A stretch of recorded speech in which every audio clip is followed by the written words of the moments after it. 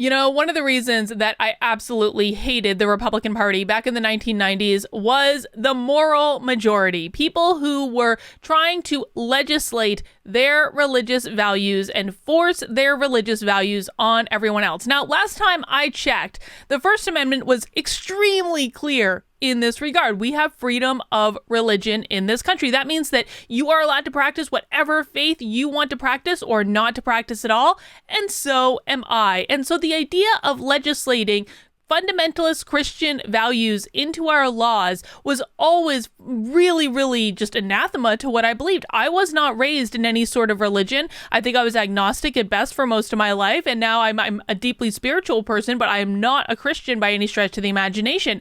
I have no problem with Christians. I think Christians are fine. I think Jews are fine. I think Muslims are fine. I think any faith is fine as long as you're not hurting other people. That is my general rule of thumb. But I have to tell you that the way the Republican parties treated the gays has always been one of the issues that I had the most problem with, and was one of the things that really kept me from joining it in the beginning. I mean, one of many things really, but this is an important issue for me. Listen, one of the issues that got me interested in politics in general was actually, it happened when I was in high school. It was the debate over gay marriage, or at that time it was called civil unions, kind of a precursor to gay marriage. My home state of Vermont was the first state to pass civil unions in the country. This happened when I was a freshman in college. And so this issue of people being able to love who they want to love and being accepted for who they are, that's always been part of my core beliefs, some of my non-negotiables when it comes to politics. Now, of course, Trump and the Republicans are always labeled as homophobes, whatever. But when I started learning about the conservative movement and the MAGA movement in particular, it really was very surprising to me at how positive they are towards many LGBTQ issues. I mean, the reality of it is this. Trump was the first president to come to office supporting gay marriage. Barack Obama did not support gay marriage when he came to office. Trump did. Trump was the president that appointed the first openly gay member of cabinet. No matter what Pete Buttigieg wants to say, Rick Grenell was the first openly gay cabinet member, and that's just the facts, whether the Democrats like it or not. And the reality is, too, that Rick Grenell got Trump to focus on a global initiative to decriminalize homosexuality. And there are many other things that they did as well that were really focused on supporting the LGBTQ community. And that's something that I have a tremendous amount of respect for. And I have to say, it brought a little bit of a tear to my eye when I heard that CPAC was actually honoring Scott Presler with the 2021 Ronald Reagan Award at their big gala dinner. I was so proud. I was so pissed when both Scott Presler and, frankly, Brandon Straka were left off the RNC lineup. I thought both of them should have been speaking at the RNC, and so I was just overwhelmed with joy when I found out that Scott was honored for his work at CPAC. Let's just take a quick read of this article. The Conservative Political Action Conference, CPAC, which labeled itself as the largest and most influential gatherings of conservatives in the world, honored the openly gay Scott Presler with its Ronald Reagan Award on Saturday, February 27th. The Ronald Reagan Award was established to honor the often unnamed or overlooked conservative activists who worked in the political trenches day after day to advance conservative ideas, policies, and candidates. Scott was given the award by CPAC because of his extensive work in organizing and helping to clean up parts of inner cities riddled with trash and abandoned property. Presler also engaged in political speeches and get out the vote efforts on the streets and online to help re-elect Donald Trump in 2020. Then in the 2016 campaign, Presler was an organizer employed by the Republican Party of Virginia. He used the hashtag #GaysForTrump in his political work. Upon receiving the Ronald Reagan Award from the ACU, Chairman Matt Schlapp and ACU board member Charlie Guro, Presler told the crowd, "This is the coolest gosh darn moment of my life. I want to thank you. You have changed my world and you don't even know it. And my two most ardent supporters, my mom and dad, are here with us tonight." To our younger viewers who are watching this conference, Presler said, "Follow your dreams and live a life of passion where you are determined to succeed. And who knows, one day you may be that dog walker on the stage at CPAC. And then it goes on to say, although CPAC is the conservative action conference, it does not hesitate to recognize and promote homosexuality. In addition to honoring Scott Presler at CPAC, as it has done for many years, we've permitted the Log Cabin Republicans to exhibit their materials at the conference. The Log Cabin group is comprised of LGBT Republicans who want to build a stronger, more inclusive Republican Party, states the website. And listen, I actually went to the Log Cabin Republican Party. Rick Grinnell was there, and he made the point of saying that when you welcome the gays into the movement, guess what? They bring those suburban women with them. This is a game of adding people to the party, not of subtracting and being exclusionary. And the reason I'm talking about this is this.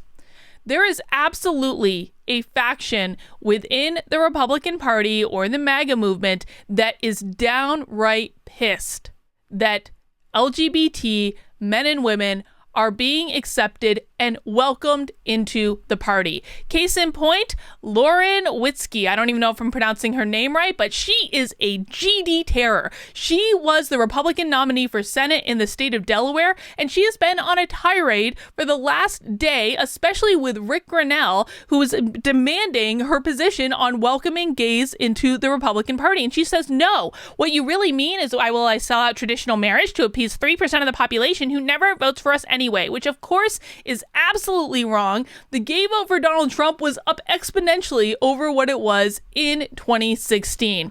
We've also got people like Nick Fuentes. Nick Fuentes loves to harass my friend Lady MAGA, and brings all of his little gripers with him, and they do exactly what they do, and it's absolutely disgusting. And then we've got people like Bryson Gray, who I've had to deal with Bryson Gray's fans more than I can even tell you. These people are some of the most close-minded homophobes I have ever come around. And I'm not using that in the same way the SJWs do when they label someone as gay and then all of a sudden, oh my God, everything against this person is homophobic. No. These people are actual homophobes. These people, like Bryson Gray's supporters, Nick Fuentes supporters, these people are actual homophobes. And here's the point I want to make with this.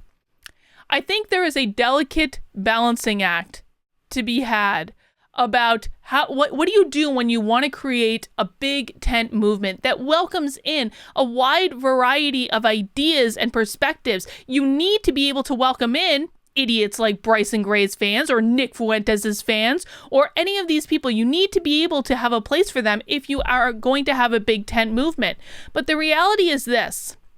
If we go back to what Donald Trump has said and done, Donald Trump supported gay marriage when he came into office. Donald Trump appointed the first openly gay cabinet member. Donald Trump led a global initiative to decriminalize homosexuality. If you are trying to push LGBT men and women out of the party and out of the movement, you are fundamentally going against the vision that Donald Trump has set. Now, if CPAC taught us anything, it's that Donald Trump is absolutely 100% still the leader of the Republican Party. So the question I have for people who still have issues with LGBTQ conservatives coming into the party, or even not conservatives, I'm not conservative, dude. I'm not a conservative, but anyone who wants to support the idea of individual liberties, personal freedoms, accountability, all of the things that I think we have in common more than separate us. If you want to support those ideas, man, you can't be dictating what people do in the bedroom. The First Amendment protects my freedom of religion just as much as it protects yours. And the First Amendment has always been my number one issue. And that doesn't just include freedom of speech. It does include freedom of the press. It includes freedom to file grievances. It includes the freedom to peacefully assemble. And yeah, it includes freedom of religion. I will defend your right to believe whatever homophobic nonsense religion you want to believe, whatever, that is not any of my business. But you should not be legislating or even trying to put parameters around who can be a part of this movement based on your religious values. They are your values. That doesn't mean they're mine. And I want to say this too, because I know I'm going to get a lot in the comments like, Carla, not every Christian thinks that. I know every Christian doesn't think that. I know that. In fact, I think it's a very, very, very, very, very small percentage that want to keep LGBTQ people out of this movement. And it is wrong and it is misguided. hold whatever values you want. But if you believe in freedom and you believe in individual liberties and all these things that I think are the unifying aspects of the conservative movement, then you have to stop trying to regulate what people can do in their bedroom and who they can love. If we should have the freedom to be able to say whatever we want, to be able to practice whatever religion we want, to be able to own guns, to be able to do all of these things, then yes, people have the freedom to sleep with whoever they want. And saying otherwise, it is just as regressive as what the left is doing with race. So I think that we all need to be just on guard for this, to be honest. If there is a moral majority part 2 that starts to rear its ugly head in the MAGA movement, it is going to drive people like me away so quickly. In fact, it almost already has. One of the reasons that I've been kind of dragging my feet about becoming a Republican is that right after the election, I was dealing with Bryson Gray's little fans coming after me for supporting Lady MAGA. And it was bad, folks. It was really bad. And it really made me start to question if the MAGA movement was going to be able to hold together without Donald Trump in office. Well, guess what? I have my answer to that now. Trump is absolutely there. He's ready to go. He is still the leader of this movement. Whether he runs again or not, it's kind of immaterial. And what I see is an opportunity to, again, create that big tent that welcomes everyone in. If you want to be a little gay hater, you can go find your little corner in the tent. I don't really care, but they cannot be allowed to dictate the tone of this movement. I'm sorry, dude. It will ruin the movement. It will drive women away. It'll obviously drive away the gains that Trump was able to make in the LGBTQ community. It is simply not smart. We have more in common than we don't. If you don't want to sleep with members of the same sex, guess what? You don't have to. But why you should be making that choice for other people, that seems to be completely antithetical to the whole idea of freedom and individual liberty. I have said many times that this shouldn't really be an issue of Democrat versus Republican. This is an issue of authoritarianism versus, frankly, libertarianism. Do you want to be free to live your life the way you want without anyone dictating what you can and cannot do? I do. I don't want people in my business, and I don't want them in your business either. The only people who want to control what people can and cannot do are little authoritarians, and authoritarians exist on the right just as much as they do on the left. The authoritarians in all these scenarios are the real enemy that we should all be fighting. So if people can't wrap their heads around the fact that you can practice whatever religion you want without forcing it onto other people, I just don't know what to tell you, man. I don't know what to tell you. So that's really all I have for this video. I just wanted to do a little rant about the gay haters. I will be doing a panel on Elijah Schaffer's channel next week to discuss this issue. Actually, our friend Lauren here will be on the panel. Blair White will be on the panel. I will. Elijah, John Doyle. I think Elijah's going to be moderating. I don't know. This panel is probably a horrible idea for me to participate in, but this is an issue that I feel incredibly strongly about, and I'm looking forward to getting my chance to have a crack at Lauren in person to dismantle all her crazy ideas. So make sure you watch out for that. I think it's going to be coming out next Wednesday, so I'll have more information there. All right, guys, that's all I've got for right now. I'll see you soon.